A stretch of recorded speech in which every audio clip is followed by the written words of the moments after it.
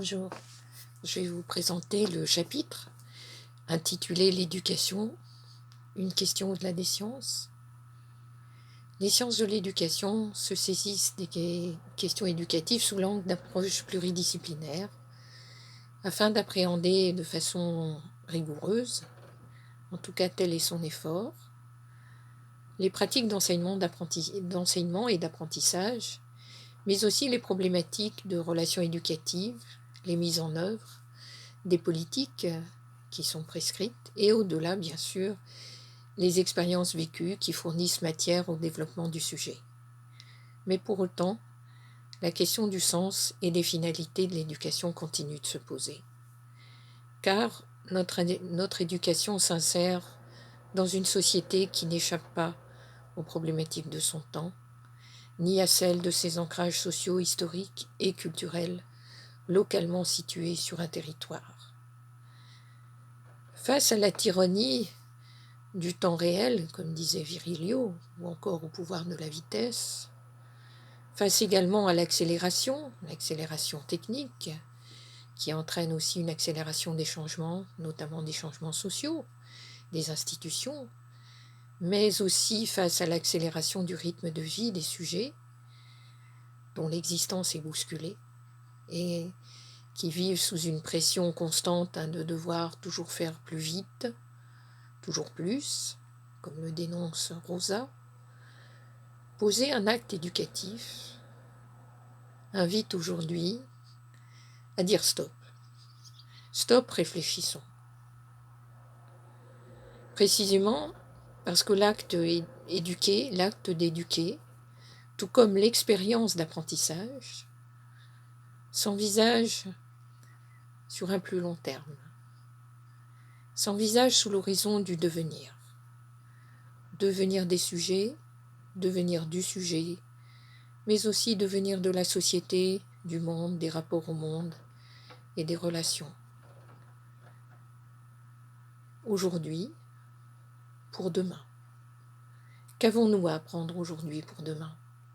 Quel rapport au monde développer, susciter, encourager pour pouvoir justement y inscrire des apprentissages ?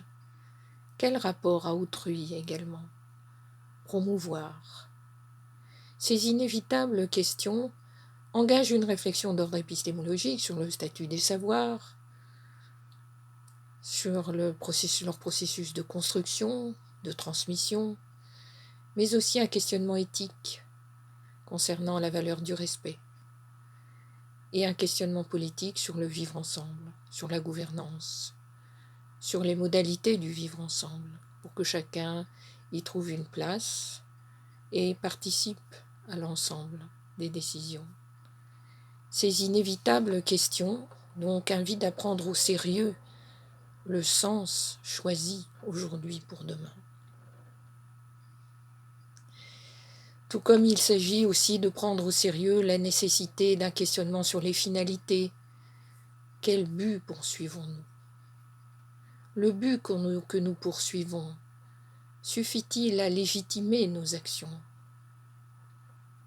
Il y a besoin de faire le point via un bilan critique, récurrent, régulier, honnête, humble aussi, sur le sens du devenir commun, dans l'intérêt de tous, afin d'élargir l'horizon de nos pratiques éducatives. Car l'enjeu n'est pas simplement de suivre des standards internationaux prescrits qui s'imposent ici et là, à l'école, en formation. Mais il s'agit de garder en tête le besoin de les interroger pour savoir où aller, pourquoi y aller, mais aussi comment y aller et dans quel but. D'autant que la nouvelle ère géologique dans laquelle nous sommes aujourd'hui, l'anthropocène, relative aux impacts des actions humaines à l'échelle planétaire, oblige à réfléchir à ce qui peut constituer une référence globale capable de donner un sens aujourd'hui.